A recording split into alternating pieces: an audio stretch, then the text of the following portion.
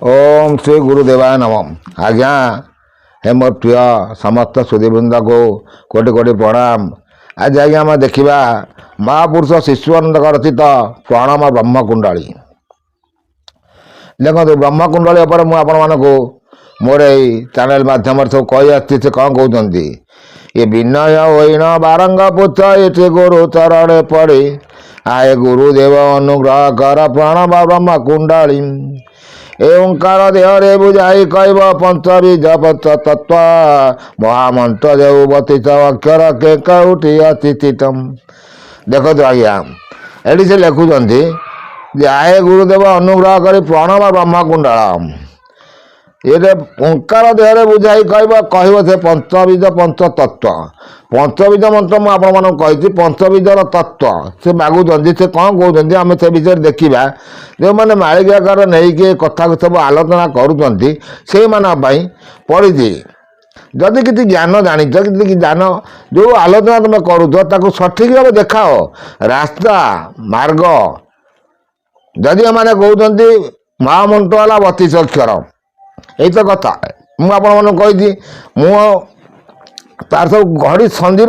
कथा काढ़ापी से टाटा था 64 पैसा। जदि महामंत्र जड़े जड़े कले से 32 अक्षर कले आउ 32 पैसा 32 पैसा आसला टाटा 32 पैसा आसला 64 पैसा रू आउ 32 पैसा कुआड़े गला कहतु मु भूल कहली कि टाटा 64 पैसा अभी तो 100 पैसा होगा टाटा से टाटा था 64 पैसा अणा पाउना हिसाब थिला अणा पाउला हिसाब थिला 32 पैसा रहा मैंने आउ 32 पैसा कुआड़े गला से 32 पैसा महामंत्र अच्छी 64 पैसा महामंत्र संपूर्ण अच्छी कल्कीर महामंत्र किए जानी कह जो मैंने कल्कीनारायण आलोचना करुँच बहुत ज्ञान कहते से प्रश्न ही रोचे आउ 32 पैसार अर्थ कहे छाड़ू आम ता विषय देखुं से कौन कहते आम से लेखा कि आम आलोचना करुँच कारण ये जो नुआ सब मालिकाकार मैंने लिखुंट से मुझे गोटे बाध्य हो बही मालिका कौन बही मुझे पढ़ी नी बाध्य हो मगेली देखिली कौन तत्वता विषय देखते से मैंने एत कथा कहते पंच महाभूत पंच आत्मा तत्व गोपाल मंत्र के होई पंचबीज तत्व केउठारे शिव प्रणव बुझाई देवम ब्रह्मकुंडली जे बुझाई न दे संचय मोर फेड़िबम। ठीक कहती ठीक गुरु अनंत चितुदेवा रंग विनती घेनी तुम अनु संचय दईबारे बाबू ओंकार पारि बुझाणी दंडक तारक कुंडली घेनी अर्धमात्रा बिंदु पाचम अणाक्षर जाई ओंकार रही चिन्हिले फिटिब दंडम अणाकर जाई ओंकार रही चिन्हिले दंडक तारक ब्रह्मकुंडल। देखो ये सब कथा धंधा तुटी गले निर्मल भगति तुमन उदय हेब कहती अनंत बारक आगरे ब्रह्मकुंडली भावम एकारटी हरे ढिंग विजरे अंगरे मुख कुएजम मनरे कुमन बाहुरे समान भूत मध्य हेट तेजम तत्व आत्मा घेन मंत्र मध्य तन तत्व मध्य बुद्धि बीजरे परा अटे हर हरा प्रणव कुंडली से 3टा बीज मुझे कही आसी बीज कौन हो 3टा बीज गोटे हिंग बीज गोटे थिंग बीज गोटे क्लिंग बीज 3टा बीज मंत्र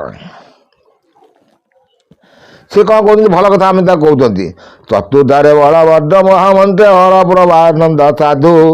तो मन संचय दूर करदेवा कि बारंग कांदु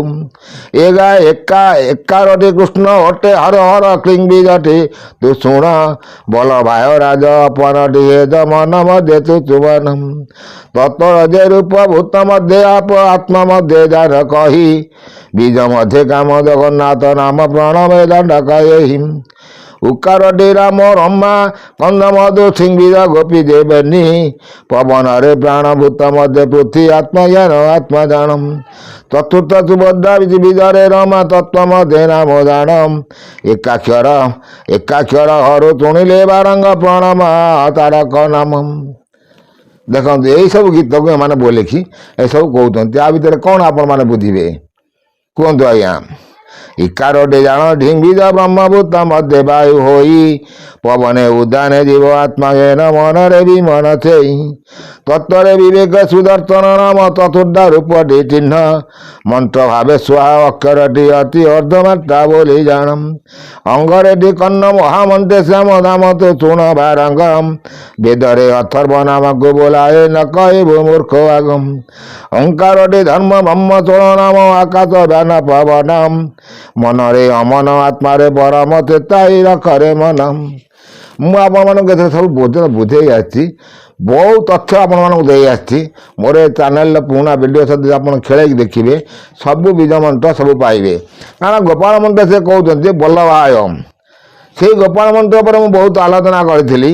ଲୋକ ଓಂ କ୍ଲିଂ କୃଷ୍ଣାୟ ଗୋବିନ୍ଦନ ବଲ୍ଲଭାୟ ଗୋବିନ୍ଦାୟ ନମୋ ନମଃ